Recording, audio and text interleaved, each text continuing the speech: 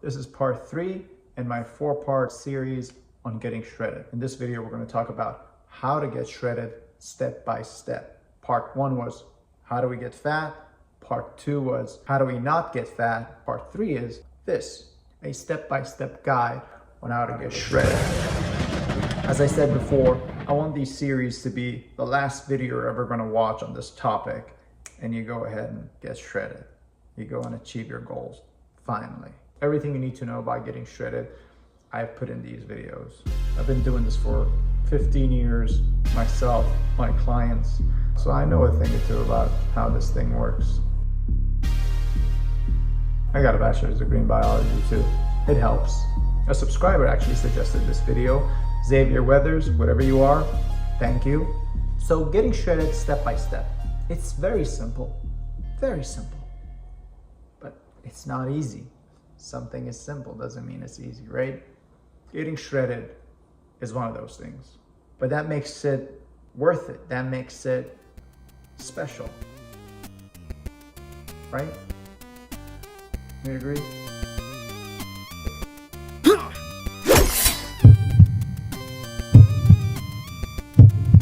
Whatever.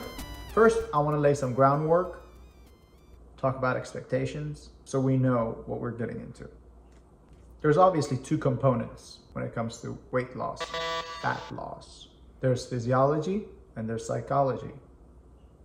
Psychology is where it's at, right? It's a mind game. Now, it's interesting that people underestimate how much they have to lose. If you think you need to lose 5 pounds, it's probably more like 15. If you think you need to lose 2 pounds, it's probably like 5. And if you think you're gonna have to lose 20 pounds, it's probably more like 30. You get the picture. Another thing people underestimate is the time it takes to lose the weight. It depends on your starting point, obviously. Let's throw up some examples. We got a person with 35% body fat, we got a person with 20% body fat, and we got a person with 15% body fat. And all of them want to get to, let's say 10%. It's a good lean physique. That's pretty impressive, even based on today's standards where our ideas of fitness is so warped, where you have to be like stage ready to be fit actually, right? So 10% is a good marker, and you got these starting points. Somebody with 35% body fat probably takes them 36 weeks, 9 months to get to that. Somebody with 20% body fat takes them about maybe 16 weeks, which is 4 months. Somebody who's at 15% body fat, probably around 8 weeks, 2 months of solid dieting and cutting to get to that. Those are the expectations. Now, here's the thing. Getting from 15 to 12 is harder than getting from 20 to 15. And getting from 12 to 10 is quite harder than getting from 15 to 12%. Because the same way that the body doesn't want to be super lean, like 8%, it doesn't want to be at 20%. There's that comfort zone that the body works at its best. When you start your weight loss journey, the first 5 to 8 pounds just comes off quite fast. But every week after that, you could aim for 1 to 2 pounds drop. When you hit like 12%, you're going from 12 to 10, you want to probably just shoot for half a pound drop weekly. One last thing, you can't target fat loss. You know, I'm sure a lot of people want to lose it here. It depends on your genetics, but typically your arms go first, maybe your face, and then you just got to stick to your guns. You got to see the program through until eventually it gets to the areas that you want. Midsection, thighs, glutes, whatever. So here's our step-by-step guide on how to get shredded. Number 1 is you want to build muscle. You got to do this. You're just going to look better. If you don't have any muscle and you start cutting, there's nothing really there to show. You'll just end up being skinny. So how do you build muscle? Your lifts can't just be aimless. You can't just wander into the gym and be like, oh, there's a leg press. Let me do some of this. One set of this, 20 reps. Oh, let me do some tricep extensions for like 12 reps, 2 sets. You can't just do that because you're not going to get that specific result that you want. You want the lifts to be structured, programmed, tracked, progressive overload, hitting each body part twice a week, and all that. That's a topic for another video. Let's say you could only work out twice a week. Let's say Tuesday and a Friday or Tuesday and a Saturday. Your program is going to involve a full body workout twice a week. If you can go to the gym 4 times a week, your program is going to be something like maybe upper lower, rest, upper lower. It depends on your lifestyle, what fits your week. Maybe this week you could only get into the gym twice a week, so you do full body, full body. Next week you're more available, so you go to the gym 4 times a week and you switch to this upper lower routine. Let's say you enjoy the gym, or you could train 6 times a week, then you do something like push-pull legs, push-pull legs. What I'm trying to say is that there is no perfect split. However, you do have to program it and track and have some sort of a structure to get the desired outcome, to make your gains. If you don't build muscle first, you're gonna have more of a model Hollister model look than a built athletic physique. Another advantage of building muscle first is, here you are trying to get shredded, right? You want to increase your metabolic rate. How do you do that? By putting on more muscle tissue. You just laying there and doing nothing at all, just having an extra couple of pounds of muscle on you, you're going to be burning more calories at rest doing absolutely nothing than somebody who doesn't have that muscle tissue. So you got to take advantage of that. It adds up. Not only that, but it means you get to eat more. Now that you're burning more, you get away with eating more. And who doesn't want to eat more? Build muscle first. It could be through weightlifting, resistance training, body weight, calisthenics. And when you train, it signals the body to keep the muscle. Muscle retention is hard when you're dieting. And if you don't train, the body's like, if you don't use it, you're going to lose it. So the body would metabolize and use it for energy because you're dieting versus maintaining it. So you want to kind of shift the body's preference to use fat as fuel to make up for the deficit versus taking away your precious muscles. Because you know, the body stores energy in 2 forms: glycogen in the muscle tissue and adipose tissue, which is basically fat. So when you work out, when you go for a run, when you lift weights, some sort of a nutrition partitioning happens. What is that? So let's say you go for a run or you lift a bunch of weights. The glycogen in the muscle tissue gets depleted. You have your next meal, the body takes those carbs, is more likely to replenish the glycogen stores first and then deposit anything extra as fat if it has to. Let's say you overeat your calories and you don't train. Chances are 100% of those calories are going to deposit as fat versus, I don't know, let's say 30% goes to fat, and the rest is used to replenish your depleted glycogen stores. It just makes sense, right? So there's this nutrient partitioning that occurs when you work out. Take advantage of that. So that's number 1. You build your muscle. Then you want to create a deficit. You want to create a calorie deficit. You want to make sure the calories that are going out are more than the calories are coming in. Y'all probably heard this time and time again. You can't out-train a bad diet. You can't. I've tried it many times. It just doesn't work. I mean, a slice of pizza is 700 calories. What the fuck? That's like an hour, over an hour on the Stairmaster. And that's brutal, just for one slice of pizza. You just can't do that. To create a calorie deficit, people have different strategies. I always recommend start with counting your calories. Download an app. There's a bunch of them out there. Maybe you get a food scale. It helps. Some people fast.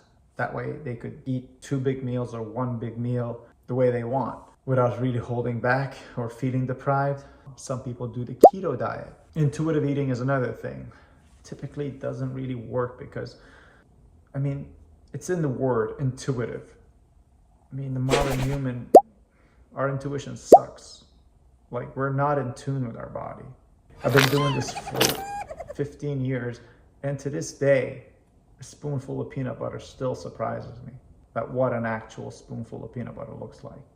At least start with some sort of a app to track your food, so you get an idea of what a handful of nuts looks like, what 28 grams of chicken looks like. You could use other methods too, obviously, like a Decacard is 4 ounces of chicken, things like that. But nothing beats counting calories because it's concrete. It's facts. I've heard a lot of people say counting calories feels unnatural, and it's true. But you know what else is unnatural? The world we live in right now. Like, just think about it.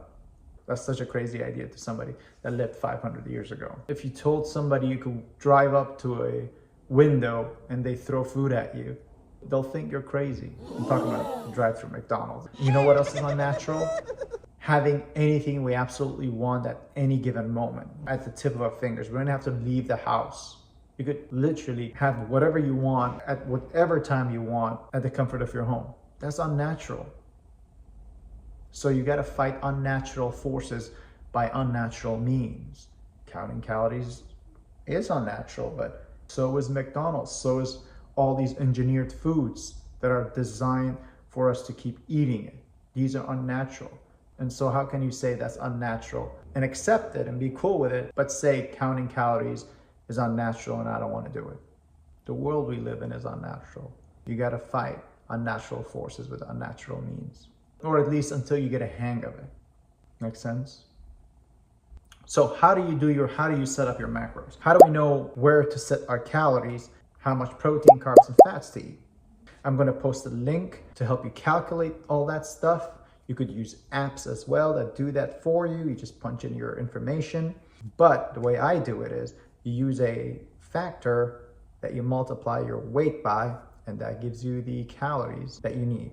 So let's say you want to gain weight. You take your weight, you multiply it by 18 or 19. Whatever that number is, that's your daily intake. If you're trying to maintain your weight, you get your weight, you multiply by 15 or 16. And for our purposes, we're going to get our weight and we multiply it by 12 or 13 to get our daily calories for weight loss. Okay, so that's for the calories. What about protein, carbs, and fats? So for protein, we're going to do 0.8 grams per pound of body weight. For fat, we're going to do 0.4 grams of fat per pound of body weight. Then the remainder of your calories go to carbs. Let's do an example. Let's do some math, because it's everybody's favorite subject, right?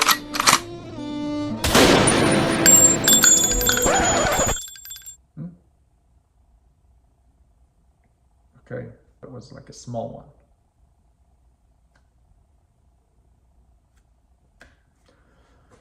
So let's say somebody's 180 pounds. Their calories end up being 2,300, okay? You take 180, you multiply it by 0.8, and that should give you 144 grams of protein daily. And if you want to see the calories for that 144 grams of protein, you just multiply it by 4, because protein has 4 calories per gram, carbs have 4 calories per gram, fats have 9 calories per gram, and alcohol has 7 calories per gram. What a ripoff, right? I was always surprised by the calories of alcohol. Next is fats. In this example, you're going to multiply the weight, 180, by 0.4. And that should give you 72 grams of fat for the day. So you multiply by 9, and it comes out to 648 calories daily for your fats. The rest of the calories go to carbs. What are the rest of those calories?